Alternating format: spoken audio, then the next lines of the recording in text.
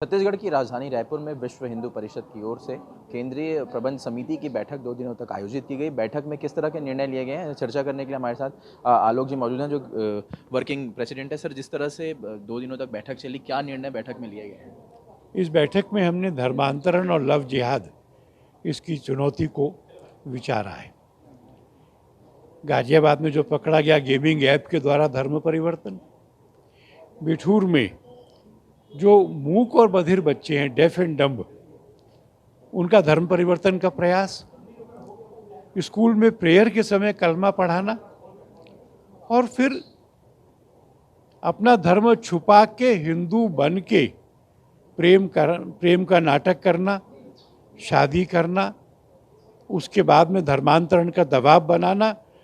हमने तय करा है कि इस बार सितंबर 30 से लेकर 15 अक्टूबर तक देश के प्रत्येक ब्लॉक तक बजरंग दल बड़ी शौर्य यात्राएं निकालेगा, समाज का विश्वास जागृत करेंगे।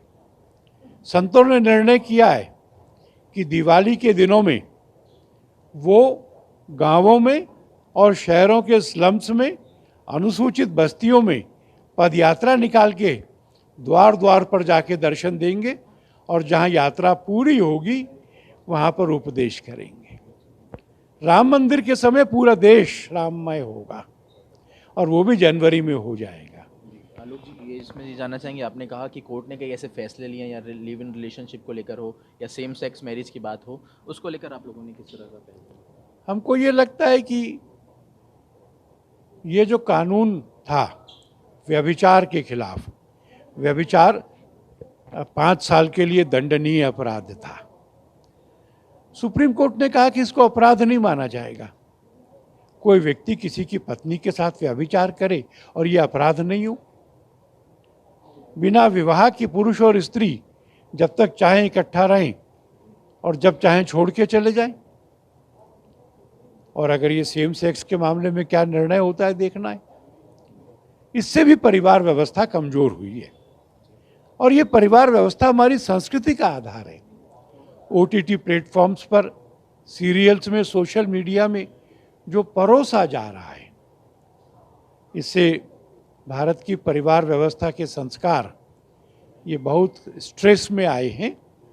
हम इस कुटुंब प्रबोधन के द्वारा इन संस्कारों को मजबूत करने का प्रयत्न करेंगे, बाल संस्कार केंद्रों को बढ़ाएंगे और एक एक्स्ट्रा करिकुलर एक्टिविटी के नाते जो गीता, रामायण और महाभारत ये हम स्कूलों में पढ़ाते हैं, परीक्षा लेते हैं, इस काम को भी बढ़ा करके हम इसको रजिस्ट करेंगे। समलैंगिकता, ट्रांसजेंडर और जो अगर LGBTQ कम्युनिटी की बात की जाए तो वो लोग भी प्राइड मंथ मना रहे हैं पूरा, उसको लेकर आपका क्या कहना है? ये चीज़ें जो चल रही है, मेरा कहना ये है कि उसको कानूनी मान्यता क्यों दी जाए।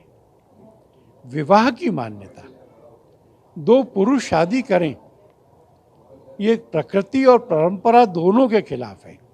सुप्रीम कोर्ट में हिंदू संगठनों ने, मुसलमान संगठनों ने, ईसाई संगठनों ने पार्टी बनकर इसका विरोध किया है।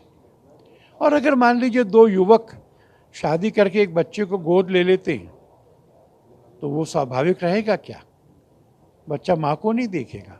2 महिलाएं होंगी तो बच्चा पिता को नहीं देखेगा। मैं समझता हूँ कि ये चिंता का विषय है। छत्तीसगढ़ की बात की जाए तो आज से 2003 में जो है बैठक जो है प्रबंध समिति, केंद्रीय प्रबंध समिति बैठक हुई थी। 20 साल बाद फिर से यहाँ पर बैठक हो रही है।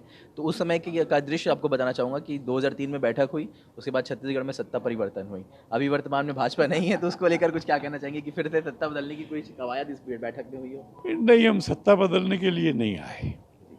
वह निर्णय यहाँ की जनता को करना है। कहीं ना कहीं बैठक होती है और जहाँ भी बैठक होती है उसमें कोई ना कोई चुनाव आने वाला होता है, चाहे विधानसभा का हो, चाहे लोकसभा का हो, चाहे नगर निगमों का हो। हम उस गणित के आधार पर काम नहीं करते। किस विचारधारा के लोग आप समर्थन करते हैं पार्टी को, अगर बात की जाए तो? जो हम लोगों को कहते हैं कि वो अपना निर्णय अपने आप करें और लोग इस बात को जरूर ध्यान रखेंगे कि कौन सी सरकार हिंदुओं के विरोध में आचरण करती है। कवर्धा और बाकी घटनाएं भी, और ये बात भी कि चाहे गीदड़ भभकी हो, पर जो संस्था, जो सरकार, जो पार्टी बजरंग दल पर प्रतिबंध लगाने की बात करेगी उसको इसका नुकसान तो होगा ही। छत्तीसगढ़ के मुख्यमंत्री ने भी कहा है कि बजरंग दल में प्रतिबंध लगाना चाहिए, उसे किस तरह से? इस भपकी का भी उनको नुकसान जरूर होगा। और बजरंग दल भयभीत नहीं है, हम अपने बल पर जीते हैं।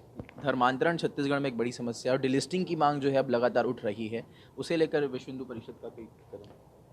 डिलिस्टिंग का विषय हमने उठाया है। अगर धर्म परिवर्तन करने पर अनुसूचित समाज का व्यक्ति को आरक्षण नहीं मिलता, तो अनुसूचित जनजाति के लिए भी वही नियम होना चाहिए, क्योंकि फिर वो अपनी जनजाति के देवताओं की पूजा नहीं करता, उनके त्यौहार नहीं मनाता, उनके उत्सव में नहीं नाचता, वो तो ईसा को पूजने लगता है। तो फिर वो जनजातीय कहाँ रहा? हम उस आंदोलन को जारी रखेंगे। एक आखिरी सवाल, राम मंदिर में जनवरी मंथ जो आने वाला है उस पर जो है श्री राम जी का प्रतिष्ठा हो जाएगा, उसको लेकर क्या कहेंगे? सारे देश में आनंद होगा इस बार। 10 दिन पहले से होगा, गांव गांव घर घर में अनुष्ठान होंगे और उस दिन घर में नहीं रुकना, मंदिर में आना है। एक बड़े स्क्रीन पर राम जी के वहाँ विराजमान और प्रतिष्ठित होने को देखना है। 5 साल के राम जी, बालक राम जी, आनंद मनाना है और अपने मन में भी, अपने हृदय में भी राम को स्थापित करना है।